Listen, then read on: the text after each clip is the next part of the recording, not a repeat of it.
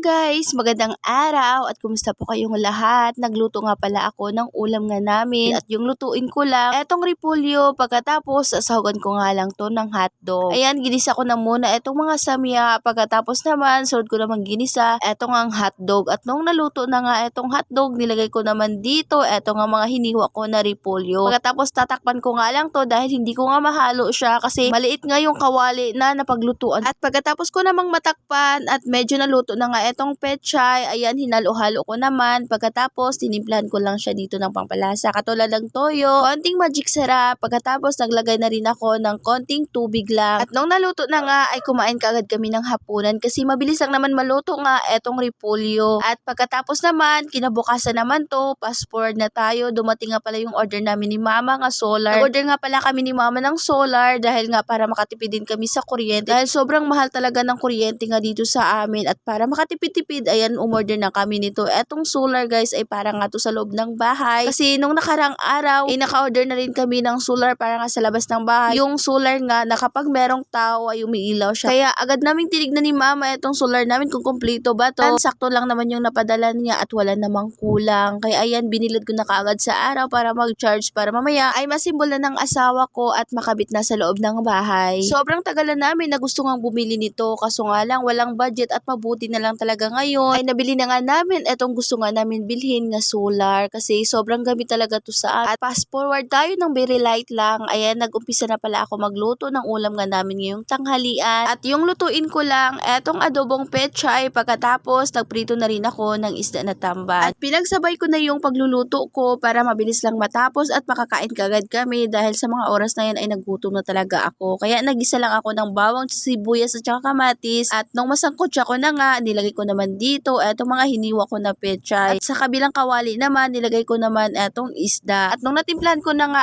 etong gulay, tinakpan ko naman siya ulit. Pagkatapos, yung isda naman na piniprito ko, yun naman yung binaliktad ko dahil naluto na nga yung kabilang side. At habang hinihintay ko nga na maluto nga etong piniprito ko na isda, naghiwa naman ako ng kamatis at saka sibuyas dahil gusto ko talaga sa sausawan guys ng pritong isda, yung merong toyo, nalalagyan nga ng kamatis at saka sibuyas at lalagyan ko nga ng sili. At nung nakaluto na nga ako, tinawag ko naman yung mga anak ko para makakain na agad kami. At ang tagal nga nilang lumapit at ako dahil nagutom na nga ako, ayan, kumain kaagad ako. Kasi hindi kasi pwede na malipasan ako ng gutom kasi simula nung nanganak nga ako, kapag nalilipasan ako sa pagkain ay talaga yung katawan ko ay nanginginig. Ewan ko ba kung ako lang bang ganito, pero simula lang to nung nagkaanak na nga ako.